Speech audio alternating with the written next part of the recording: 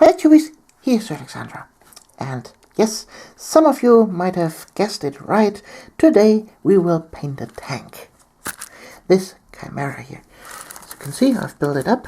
I left the tank tracks away.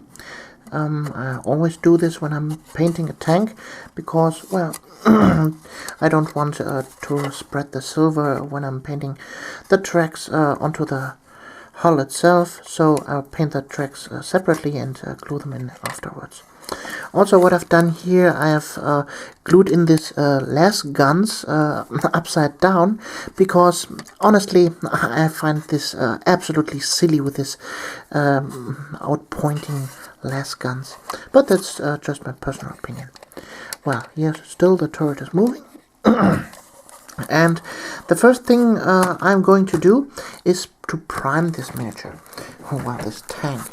But this time I use a technique, pre-shading for, I will use my airbrush for painting this tank, but for priming purposes I do a little trick here to make things easier. First, I will prime him in black, and especially from underneath, so that all the underparts are black. And then I will give him a second coat of primer, but just from above, in a 45-degree angle with gray primer. So that I have instant shadow areas with the black, and the main hull is gray. So that's almost like pre-shading. You might have seen from WG Consortium or from Orc Painter Nerd videos about pre-shading, where they prime the miniature in white and then go with the airbrush here the panel lines along with the black. But I personally don't like this, because you got oversprays every time where you don't actually want to have this pre-shading, because it's only on the underside. So I will prime him now in black, and then like I said, in a 45-degree angle from above with gray, and then we will start painting. Be right back. Okay, so it looks now after the priming process. As you can see here, I have the black, and all the panel lines underneath are dark, and on the top part it is primed now in gray. And the next step for pre-shading, therefore I use my airbrush. As you can see here, I use a Badger number 150, and it has a medium-sized nozzle. And now I use Vallejo Model Air white. Just simply drag it into a paint pot. So basically the Vallejo Model Air colors are made for direct use in an airbrush, but I always dilute them by 2 drops of additional water in it. And then I just use a little wooden stick to stir it well, to give it a better flow. So, and now I start to paint. First some test spray. Oh, here you can see the PSI I have on my compressor is much too high. Then it produces this spider legs. So I will reduce this now. Okay. Let's see now. Ah, that's much better. So I will now spray here the top panels to highlight them, and always spray in motion. First air, and then start pulling back the trigger to get the color. And there you can see it starts to whiten the surface and brighten the top parts up. So, like I said before, this is for pre-shading purposes. When we go over this with the actual color, then this will show up and give it as a highlight. See, now I'm putting that white here downwards. And basically just pre-shading the tank.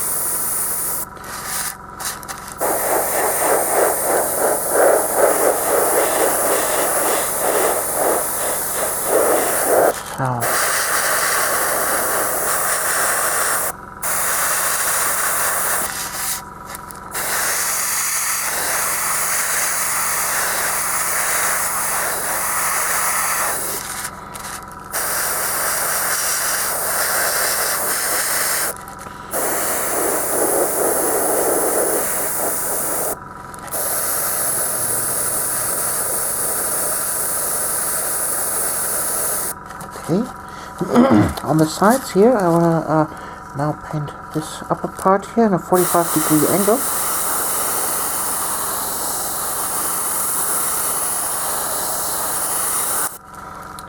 So.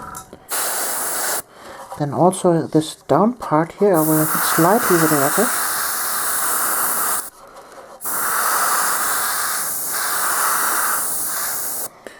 Okay. They can see here are all the shadow lines. Here's a little bit brighter, also bright on the top. Also this line here next to the tank track should be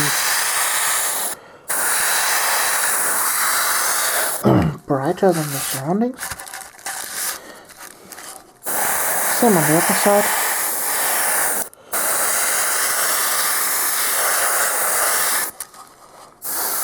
There we go.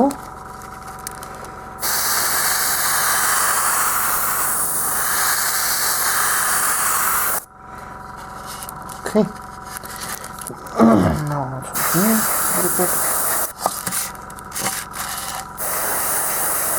There a little bit. On the back side.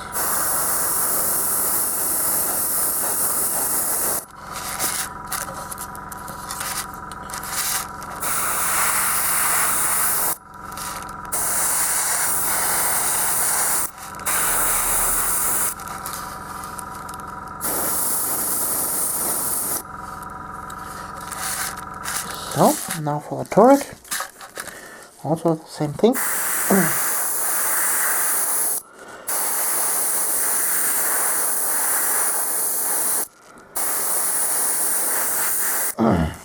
Basically from the top downwards, so that the lower parts are darker than the upper parts. You don't need to be 100% exact at this stage, it's just, well, like I said, pre-shading. So, now I will clean up my airbrush and be right back. The next stage of painting this tank is choosing the color. I choose for this here this tank dark yellow. That's the color here on the top. And, well, let's dive right into it. Shake up the pot, open it. And like before, I will stir it here into the pot. But for this stage, we will water it down even more than the white before. So, 5 drops, yeah, that's a good amount, I guess. So, the reason for that is I want this color to be more transparent than normally. So, and what I will do now is from a greater distance than usual, I will colorize now this tank. So I'll start here down, and always stay in motion. Don't start at a spot and then, because then you will get like here this spider webs or overspray. You don't want it to have. Just always be in motion and always hit the trigger first with air, and then after that pull it back for the color. So,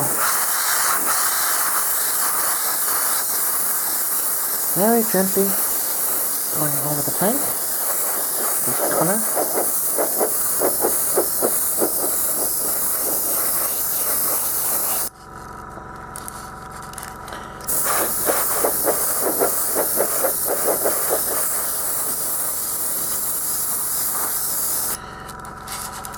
can see here that I now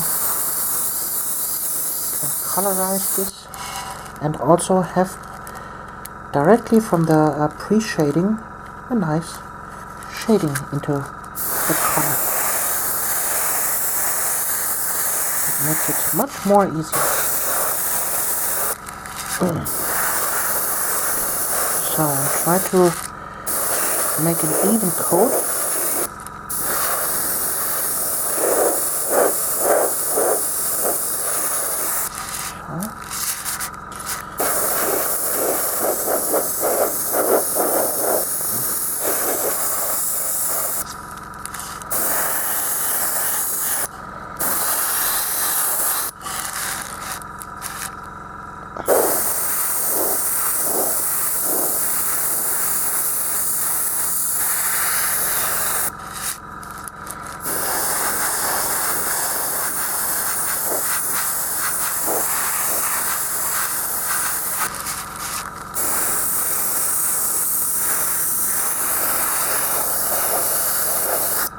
And always spray from different angles, because here and there, for example here, sometimes the airbrush doesn't get to it, so you have to respray certain areas.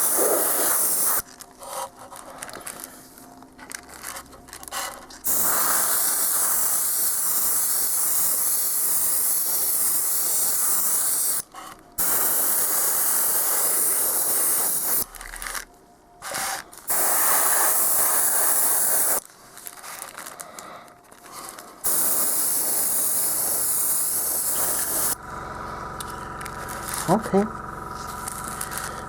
I will finish up this spray job and be right back. And for those of you that still ask me what kind of compressor I use, this is it. It's a compressor from Realtek, and here are the specifications. The model number is AS186, 220 to 240 volt. Power 1/5 HP, flow 23 liters per minute, maximum pressure 100 psi, air tank 3 liter, weight 5.2 kilograms, and size is 310 times 130 times 310 millimeters. So it has a moisture trap and here a pressure measure device and well, a pressure tank. That are the important things for airbrush compressor, because well, the pressure tank itself gives you the opportunity to have a constant airflow with no major flaws in the air pressure, and also the pulse of the motor itself is gone. If you have a compressor without a tank, it's quite normal that the pulse of the airbrush, the comes out instead of a. So the moisture trap is very important to trap the moist from the air. So if you don't have that thing, after a few minutes your airbrush starts to spit water. And also here, this is the adjustment wheel for the PSI ratio.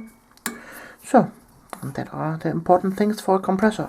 This one cost me about €100, and well, it's one of the cheaper ones, but still it's a useful compressor. So now it is time to give this tank a Chimera pattern, and for that I use this green tone and mix it now with burnt umber. So also a tiny little bit of water. Stirring it well. And that way we get a nice mid-tone brown. I did this mixing here just simply because I don't want to clean my airbrush now. But if you're in the mood to cleaning your airbrush, yeah, you can make this. Then spray as long as it takes to take up the new color in my airbrush. Still sprays green, green, green, green, green. Green, green, green, green, green, green, green, green, green, green. Oh my god. That takes a while.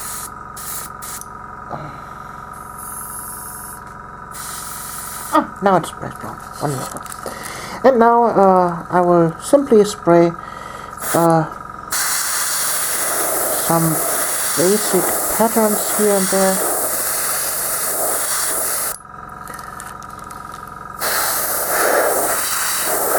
And some lines. So like that.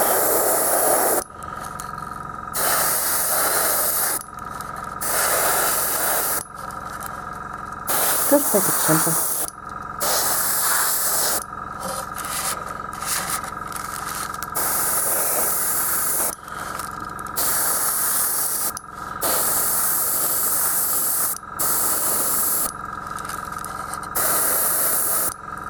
Like that. And also here on the turret, I see the turret moves that way, so we will make the spring here along. Yeah. Front here and over there. Yep, that looks nice. So next, what next? I guess we will mix in some black into the color.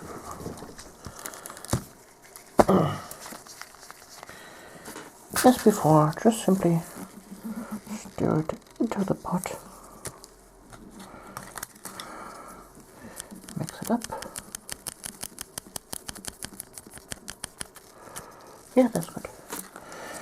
Spray until the next color shows.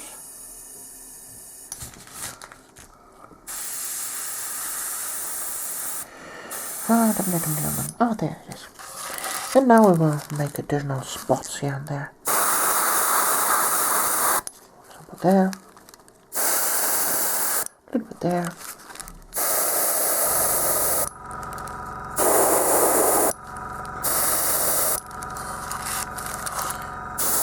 Let's make it random, interesting.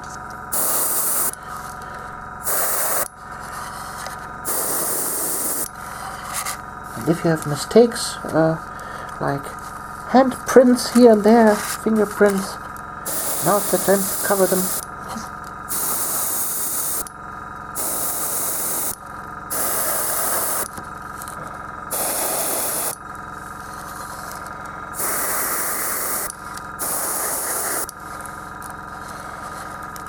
Okay, yeah.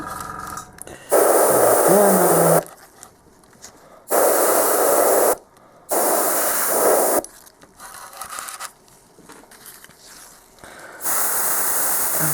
Turret.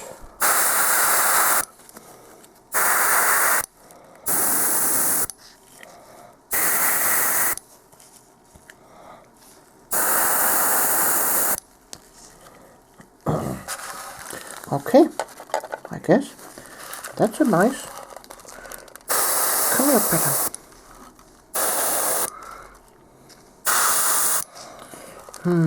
But I think some bright tones are missing.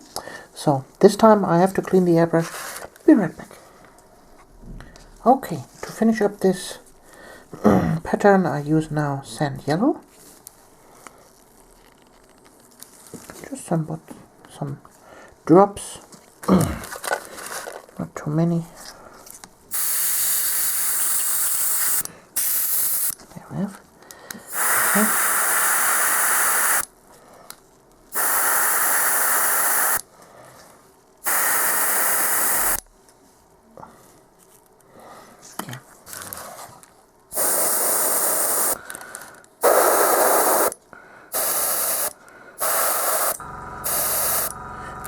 Few spots here and there. Also like before, make it random. Here and there.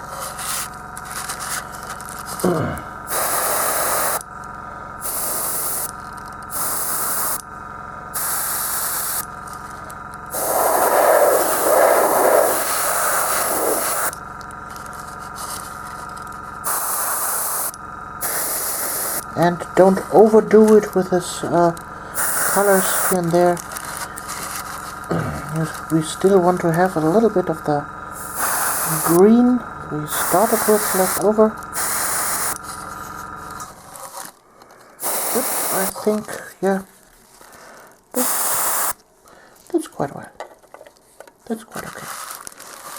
So, I hope you liked this little video, and in the next part we see how to finish up this tank and give it more shading, use washes on it, and dirt it up. Until then, you're Alexandra.